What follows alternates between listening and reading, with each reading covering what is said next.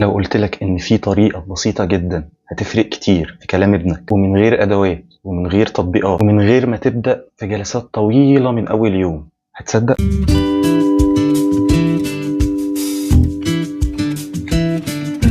أغلب الأهالي فاكرين إن الطفل لازم يتعلم الكلام عن طريق التلقين أو التكرار الإجباري، أو إننا نفضل نطلب منه يقول الكلمة 10 مرات. لكن الحقيقة إن مخ الطفل بيتعلم اللغة بشكل مختلف تماما. الطفل بيتعلم لما يحس إن الكلام له معنى وليه تفاعل وليه استجابة حقيقية من الشخص اللي قدامه. والطريقة اللي هقول لكم عليها النهاردة دي اسمها سيرف اند ريتيرن. الفكرة كلها إن الطفل يبعت إشارة صغيرة وانت ترد عليها بشكل مناسب. ممكن الإشارة تكون كلمة أو صوت أو نظرة أو مجرد حركة بسيطة بإيده أو حتى محاولة بسيطة جدا للكلام. وانت لما ترد مخ الطفل يبدأ يبني روابط جديدة للكلام، روابط تساعده على الفهم والتواصل والنطق. الطريقة دي مش مجرد نصيحة منتشرة على الإنترنت، دي طريقة مبنية على أبحاث قوية جدا في نمو الطفل والتواصل المبكر. والأجمل بقى إن هي ممكن تتطبق في البيت وسط يومك العادي في الحياة العادية من غير أي ضغط ومن غير توتر ومن غير ما الطفل يحس إنه داخل امتحان. النهاردة هنعرف إزاي طريقة بسيطة في كلامك مع طفلك ممكن تغير شكل التواصل بينكم بالكامل، وإزاي أوقات الاستعجال الكتير ممكن تكون سبب إن الطفل ما ياخدش فرصته الحقيقية للكلام. وفي الآخر هتفهم ليه أوقات الصمت القصير اللي بينك وبين طفلك ممكن تكون أهم من الكلام الكتير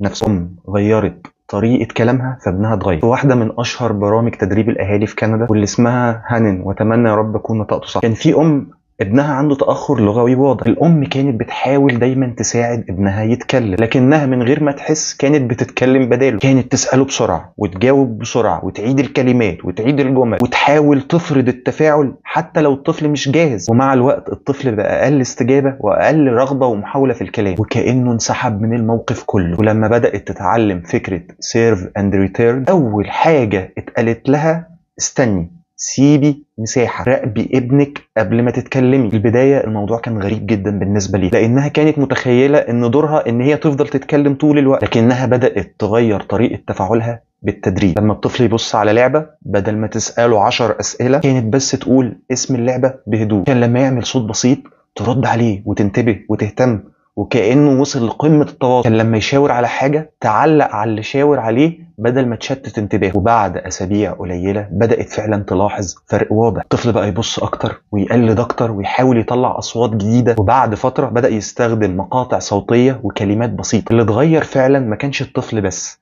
اللي اتغير شكل العلاقة نفسها. الطفل حس إن حد سمعه وحد مستنيه وحد مهتم بمحاولاته الصغيرة. ودي نقطة مهمة جدا، لأن كتير من الأطفال اللي عندهم تأخر لغوي يحتاجوا يحسوا بالأمان والتقبل قبل ما يغامروا بالكلام. لما الطفل يحس إن كل محاولة صغيرة بتتقابل بتشجيع وباهتمام، بيبدأ يستخدم التواصل أكتر بشكل طبيعي جدا. يعني إيه الطفل يرمي كورة وإنت ترجعها له؟ مركز هارفارد لنمو الطفل شرح الفكرة بطريقة بسيطة جدا، شبهها بلعبة التنس. الطفل يرمي الكورة وانت ترجع. الكورة هنا مش لازم تكون كلمة كاملة، ممكن تكون نظرة سريعة او صوت او ضحكة او اشارة بايده. ولما انت تلاحظ الاشارة دي وتبدأ ترد عليها تبدأ دايرة التواصل الحقيقية. تخيل طفل بص على عربية لعبة وبتلقائية قال اللحظة دي هو بيحاول يتواصل بطريقته. لو تجاهلنا المحاولة او ضغطنا عليه بعنف عشان يقول الكلمة صح، غالبا هيفقد الحماس وهيحس ان عملية التواصل دي عملية مرهقة. لكن لو رديت عليه بهدوء وقلت له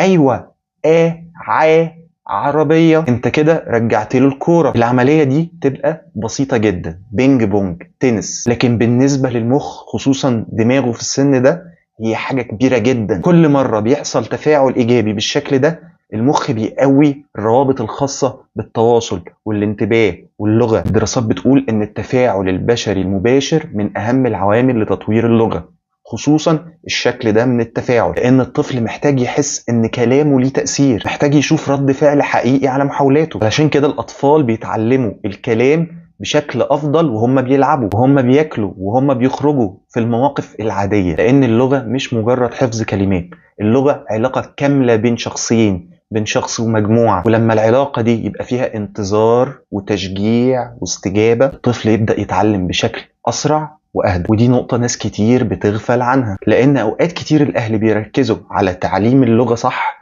والنطق صح اكتر من ان هم بيركزوا ان الطفل يحب التواصل اصلا. الحقيقة ان الطفل لازم يحب التواصل الاول، وبعد كده اللغة بتتبني بالتدريج. طيب تعمل ايه من بكرة؟ تطبق ده ازاي؟ اول حاجة انك تبطأ شوية، بدل ما بتسابق الوقت وبتحاول تملى كل ثانية بالكلام. ادي الطفل فرصة ان هو ياخد دوره. لو الطفل بص على كورة قول ببساطة كورة، وبعدها اسكت لحظة صغيرة. لو الطفل قال كو ما تقولوش لا دي اسمها كورة. لو قال كو قول له ايوه شاطر كورة حمراء. كده انت اعترفت بمحاولته ووسعت اللغة في نفس الوقت. لو الطفل شاور على العصير ما تقولوش قول انا عايز عصير. ممكن انت بشكل تلقائي تقول له نشرب عصير، يلا نشرب عصير. الفكرة اننا نقلل الضغط ونزود التفاعل الطبيعي. كمان مهم جدا انك تتابع اهتمام الطفل بدل ما انت عمال بتفرض عليه اهتماماتك انت. لو الطفل مهتم بعربية لعبة استخدم العربية، ما تحاولش تنقله لنشاط تاني انت شايفه اهم. الاطفال بيتعلموا اسرع لما يكونوا مهتمين بالحاجة ومنسجمين معاها. من الحاجات المهمة جدا انك تستخدم تعبيرات وش واضحة ونبرة هادية. الطفل بيتعلم من الإحساس الموجود في الكلام على قد ما بيتعلم من الكلام نفسه. ولما الطفل يحاول محاولة بسيطة احتفل بالمحاولة نفسها مش بالكمال، لأن الهدف الأول مش إن الطفل ينطق بشكل مثالي أصلا. الهدف إنه يحب المحاولة ويكررها كتير، ومع الوقت هتحس إنه بدأ يبادر أكتر ويبص لك أكتر ويحاول يستخدم أصوات وكلمات وحركات علشان يكمل التفاعل. ساعات الأهل بيقولوا بس ابني مش بيتكلم، لكن لما نراجع التفاعل اليومي نكتشف ان الطفل مش بياخد وقته اصلا. الصمت الصغير بعد كلامك اوقات بيكون وقت غالي جدا، مساحة لمخ الطفل عشان يفكر ويحاول. طب ليه التفاعل اهم من التلقين؟ السبب الحقيقي وراء قوة سيرف اند ريتيرن ان الطريقة دي بتجمع اهم 3 حاجات محتاجها مخ الطفل علشان يتعلم اللغة، والحاجات دي هي الانتباه والتكرار والمشاعر الإيجابية.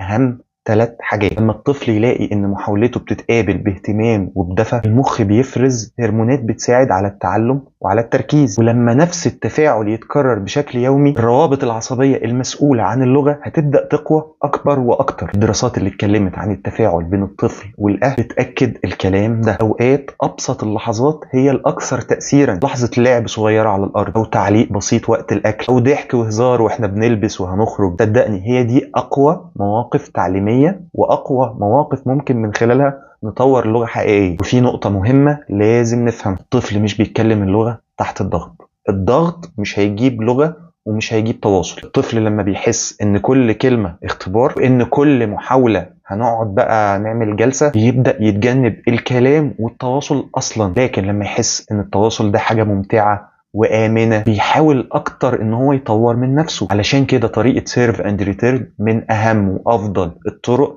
للأطفال اللي عندهم تأخر لغوي، ومفيدة كمان للأطفال العاديين في مراحل النمو المبكرة، لأنها ببساطة بتبني الأساس الحقيقي للكلام، وهو الرغبة في المشاركة وفي التفاعل. اللغة في النهاية مش مجرد أصوات، اللغة وسيلة الطفل عشان يعبر ويطلب ويشارك ويقرب من الناس. كل مرة انت بترد على محاولة بسيطة منه بتأكد له أنا سامعك ومستنيك وبشجعك. ابدأ بنفسك مش بالأدوات. النهاية أهم حاجة ممكن تعملها علشان تساعد الطفل يتكلم مش إنك تشتري أدوات أكتر أو تحفظه كلمات أكتر. الكلام ده للآباء والأمهات والأخصائيين كمان. أهم حاجة إنك تبني معاه لحظات تواصل حقيقي كل يوم. لما تبص ليه وتستناه وترد على محاولاته الصغيرة انت كده بتدي مخه فرصة يتعلم بشكل طبيعي وآمن وسلس. افتكر دايما ان التغيير ما بيحصلش في يوم وليلة، لان اللغة رحلة طويلة مبنية على آلاف اللحظات الصغيرة جدا. كل نظرة وكل صوت وكل رد هادي منك ممكن يكون خطوة مهمة في طريق الكلام. حاول من النهاردة تقلل الاستعجال شوية، اسمع اكتر،